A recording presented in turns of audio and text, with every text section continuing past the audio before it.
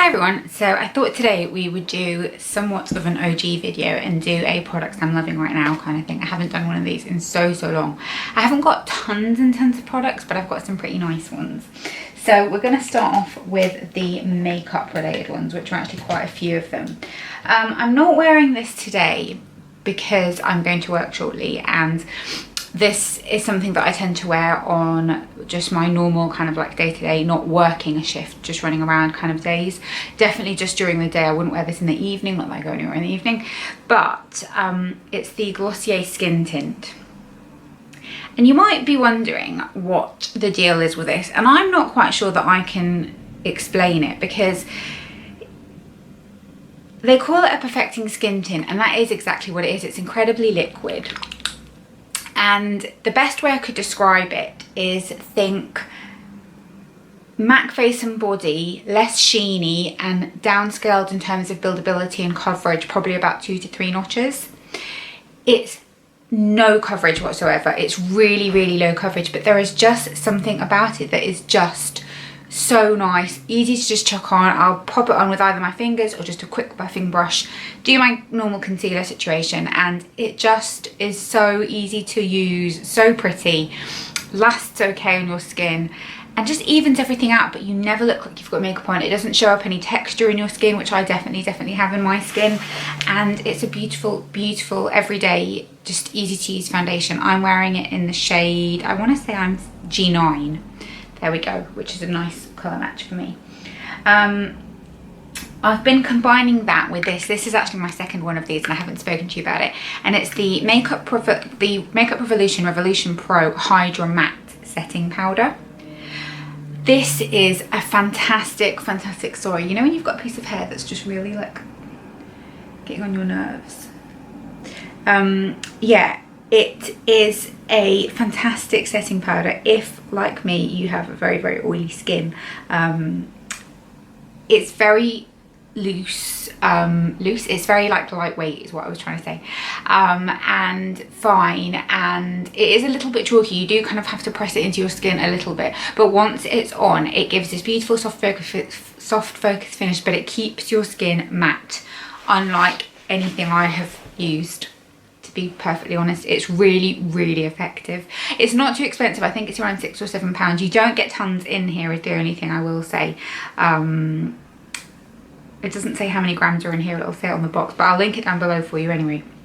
But if you've got oily skin, you need to try this. It is a beautiful setting powder over every foundation. Today I've got it on over the Flower Beauty foundation, just because I hadn't used that for a while, and I wanted something that packs a bit more of a punch on a kind of more busy day. Then what else have we got? 2 eye products. Both of these I am actually wearing today in a different way than I normally would, but this is the Rimmel Wonder'Cloud All Day Wear Soft Eyeshadow, and this is in the shade Honey Drop, which is just this kind of like warm brownie. You know me by now, they're the kind of shades I like. Doe Foot applicator, shove it on, very sheer. I love this kind of eye product on a day-to-day basis. I don't tend to wear proper eyeshadow very frequently. I am today. I just put a little bit of something in the crease, and I did a bit more of a liner look, just because today I'm going to go to work shortly and I haven't got Lola. She's at my mum's at the moment, so I had a little bit more time to play, but generally speaking I wouldn't fully do this. And then the second thing is the VIEVE Eye Wand in the shade Hazelnut.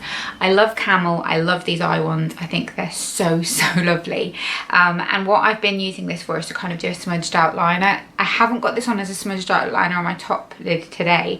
I've got MAC's Costa Riche, just because I fancied a change.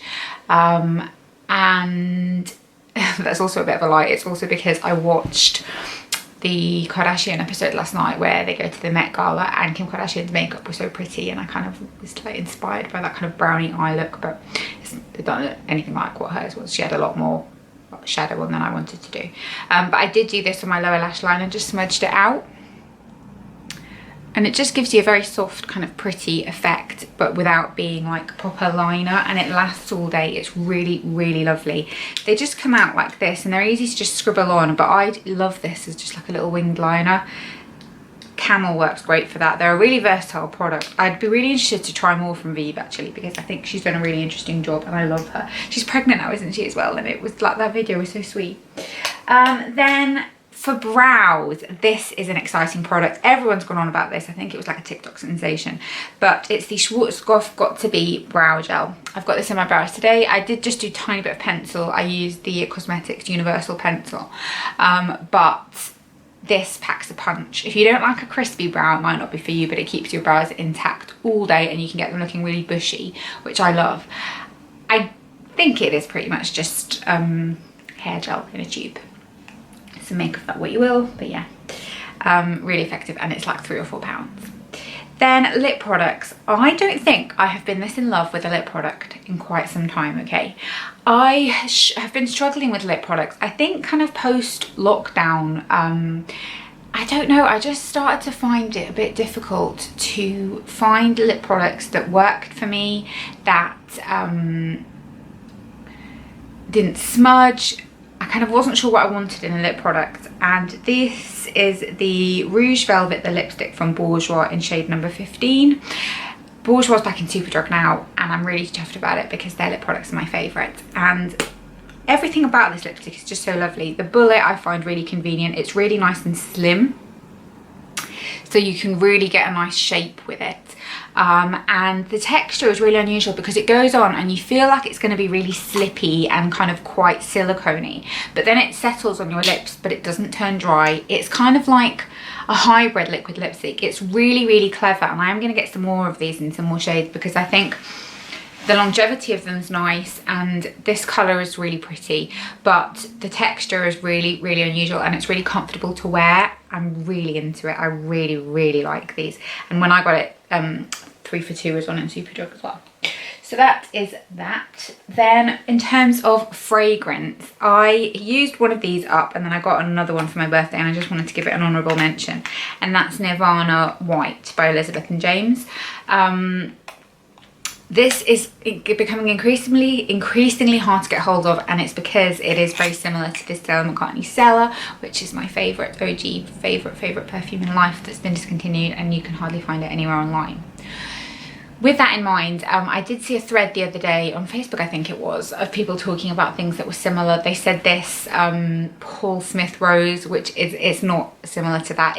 Paul Smith is just a very one-note rose. It doesn't have the kind of smokiness and the greenness that Stella has. And then an interesting one a lot of people said was Lush Rose Jam. So I shall investigate that. But if you like Stella, you will like this. It is probably the closest match. It's very, very similar. It's just slightly less green and lacks a little bit of the depth and longevity that Stella has, in my opinion. Had, RIP. Let's talk hair, shall we? I will do an updated hair video soon because everyone's been asking me for it. I'm on like day 2 hair now. So yeah, my hair is a lot shorter now as well because I just trimmed it. Someone asked me the other day, she's like, where'd you go get your hair cut? And I was like, I just cut it when I think it needs it. I'm not a hairdresser by any means, it's probably really crooked, but you can't tell with curly hair. But I've been wanting to try this for ages, and it's the L'Oreal Elvive All Over Moisture 3-in-1 Curl Hydration Mask. It is humongous, like literally it's the size of my face. This normally is about 15 quid, which I was surprised about when I saw that for a drugstore conditioner. I mean, you do get a lot in here, 680ml, but it is on offer currently in Superdrug for half off, which was about £7, which I was happy to pay. It's very thick and gunky. It's got that classic L'Oreal smell. I know a lot of people don't like that kind of smell, but I do. And oh my god, it is so good. It really packs a punch. It really hydrates your hair. I like a really heavy conditioner on my hair. I feel like it really benefits it, especially because I wash my hair maybe every 3 or 4 days. It needs a bit of hydration putting back into it by that point, and this is great. I think I would actually repurchase this. I might go and buy another one while it's on offer, if I'm honest. And then last but not least, I've got a candle favourite. I will preface this by saying this one came from America. Paul's sister sent me it.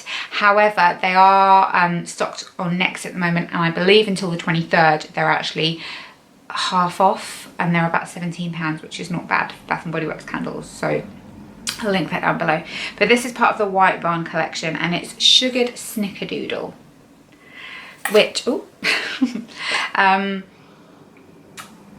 it is cinnamony and cakey, but it's more on the, leans more towards the vanilla side. Now we have a bit of a predicament in our house because I love anything that's like cinnamon and clove and that kind of smell. Paul hates it and claims it makes him feel sick. I feel a little bit like that about anything that's a bit too vanilla-y, so we kind of struggle with that. But they describe this as warm spices, creamy vanilla, sugared musk, and natural essential oils. You can definitely, the vanilla definitely comes through as well as the musk. It's a toned down version of your classic, very like festive-y scents. What I will say that's really pretty about this though is when you're burning it, because it's got this little kind of pattern on it, it looks really pretty and it is really, really nice. Definitely one for the festive season. So we've been burning that quite a bit. I don't burn candles nowadays as much as I used to. I don't know, I just don't. But I also wanted to talk to you about a couple of just random favourites, more TV favourites specifically. So I hardly watch any TV at the moment. I'm just really busy, but in October, it was on my birthday actually, we watched Luckiest Girl Alive on Netflix. It's the new Mila Kunis one. I really enjoyed that. I thought that was a really interesting movie, and it kind of talks about what makes for a good rape victim, what makes you believable. And yeah, I thought that was really interesting. So that was great. And then also, what else have I been listening to that I wanted to talk to you about? I listened on Audible to Meryl Streep reading Nora Ephron's Heartburn. I had read Heartburn years and years ago, but I didn't remember anything about it. And for those of you who don't know Nora Ephron, wrote Sleepless in Seattle and that kind of thing, and it's that style of kind of writing which I really enjoy. And it's a woman who finds out her husband is having an affair, and it is just so funny and self-deprecating and poignant and neurotic and just relatable in a very odd way, to the thought process that kind of she goes through in it. I think it's semi-autobiographical. I listened to it because Miss Budget Beauty recommended it, well, Michaela recommended it, and yeah, I really, really enjoyed that, so I listened to that on Audible. I also listened to Alex Light's You Are Not a Before picture, which is really, really interesting and a must read, and I had so many kind of aha moments reading that. Let me just remind myself what I've listened to recently actually.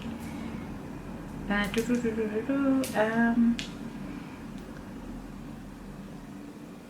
me just tell you, sorry, I've just realised I had a message from my accountant. That's good, I can finish a task I had today. Where is Audible? I'm sure there was something else I wanted to tell you about. I did read Dorno Porter's new book, the Cat Lady one. I didn't enjoy that as much as I've enjoyed some of her other books, I'm not going to lie, but that might be because I'm really not a cat person. But I did really enjoy the one before that. Was it the one before that? No, I really like The Cows. That's my favourite one. But it's put it all into like weird genres.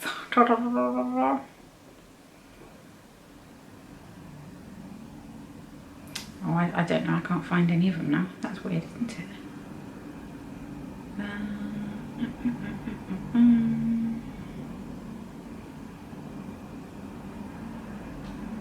Well, anyway, yeah, I can't find any of them. I think that's everything in terms of everything that I have watched. I will fully admit, you know, I love a bit of true crime, but I couldn't stomach the Jeffrey Dahmer thing. Paul watched it and I just couldn't. But that's everything I've been enjoying this month. I would love to know what you have been enjoying this month or recently, just generally. And any recommendations for any good Bath & Body Works candles? Because I would like some new ones, I think. Maybe like a nice fresh piney one or something. But yeah, hope you enjoyed this anyway, and I will see you soon.